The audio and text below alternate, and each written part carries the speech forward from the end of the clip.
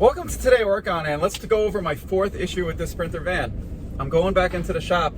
Last year, my heat didn't work for a day. I bought it in August of 2021, and then in September, or like a month or two later, after I owned it, I went to turn the heat on, and what happened? I had cold air conditioning. It was shooting 50 degrees when I was shooting it at the actual vent. A day later, I go to leave again, and the heat worked. I'm like, who knows what's going on? Mercedes, German, it's fine. This year in September, what happened? I turned on the heat because it was chilly. No heat. I'm shooting 50 degrees. The van is warm. I'm doing everything. I'm shutting off the air conditioning. I'm turning on the air conditioning, and I still have the same issue. It went for a week. I call Mercedes. I say, I'm having an issue. They say, we don't care. You could come in 6 weeks. And I knew that it would probably sort itself out, so of course a week later, no issue. It's 6 weeks later, I'm going to Mercedes, and I don't know what they're gonna say because I have heat. Now, the thermostat is a little iffy because right now I have it on, if I put it on to 67 degrees, it'll give me heat, which I don't think is right. So I'm still gonna drop it off anyway and have them diagnose what's going on, and we'll go from there. But you know, I love this van. You saw just the videos of me trailering it. Like, I love the van. I just don't love all these little issues. So let's get to Mercedes and see what they say.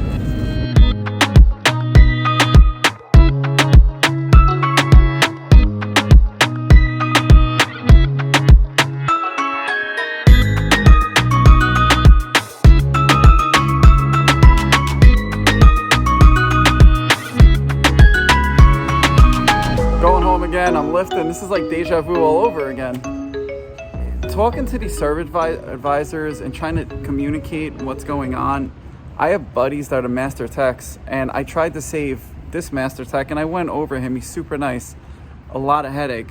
But since they put the appointment 6 weeks out, I have no idea if they're going to be able to properly diagnose this. So what's going to happen is it's going to waste my time.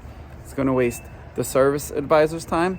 It's going to waste the master tech's time, unless he finds it, which would be really awesome. But who knows how complicated it's going to be. I need my van, and right now I don't have a van, so I'm waiting to get picked up again to be lifted home, and then we will see what happens. But right now things are kind of frustrating because, again, I love my van and I need my van, so let's see.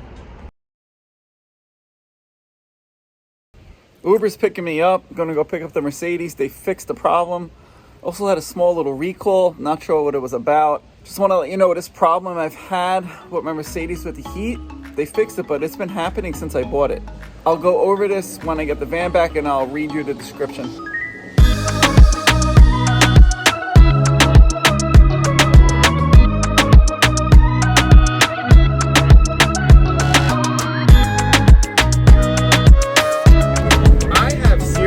Mercedes-Benz anxiety. I get the van and I'm showing my coolant levels on 0.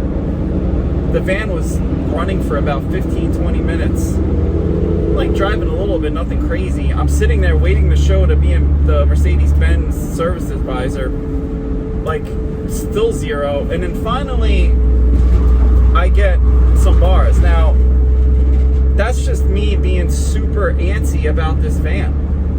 I've never had this type of anxiety in my entire life of owning a ton of different vehicles. So I have an estimate. We'll head home and I'll go over this. Here's another service ticket with Mercedes, the dealer. Now again, that master tech at the Chantilly Mercedes is great. The service advisors, on the other hand, they need a little bit more training to understand how important vans are to people like me. But anyway, let's get into this. The actuator motor for the air recirculation flap has a malfunction. The actuator motor for the left blend air flap has a malfunction. He did a normalization of the flap actuator and it was unsuccessful. I had no idea they could pull codes for this stuff. So the code was stored. So what did they have to do? They had to replace the actuator in the AC. So they had to rip apart, I guess, the front panel on the front of the van, I guess where the radio is. And they cleared the codes, replaced it. Supposedly we're all good. I don't want any more issues with this van. This issue was also from the factory. So let's count down all the issues from the factory. Number 1, the fuel gauge. Number 2, the DPF issue where another line was crunched and DPF couldn't regenerate. Number 3, there was an emissions code where the parameters were off, so we had to reset that. And now number 4, this AC actuator. I love the van. I do not love all these BS issues. And when I bought this van, I did get the extended warranty. If you watch previous videos, I've had a ton of Chevy Express vans, never had an issue. Over a decade, 300,000 miles on the 2 I owned, never had an issue. And I wish Chevy built something like this, but they didn't, so I'm stuck with this Mercedes-Benz van for now. Thankfully, I have decent service locally. If I didn't have this type of service, I'm sure people don't. I'm sure they're going out of their mind. So this is something else that I want to document. And also, I've been reading online, and the service advisor asked me, hey, did you check your coolant level? And I said, yeah, I checked my coolant level. It's fine. That's not the issue here. This is an actual malfunction with the AC actuator. Someone on Facebook just posted about this, and he checked his coolant level. It's fine, and I guarantee you it's the same thing. So that's this video. If anything else pops up with this van, I think that's it. I will post about it, and I will let you know. Thanks for watching. If you like these Sprinter van videos, please like this. If you like these Sprinter van videos in general, please subscribe. If you have any comments, put them in the comments, and I will try to, if you have a question, ask it, and I'll answer the best I can. And I'll catch you next time. Take care.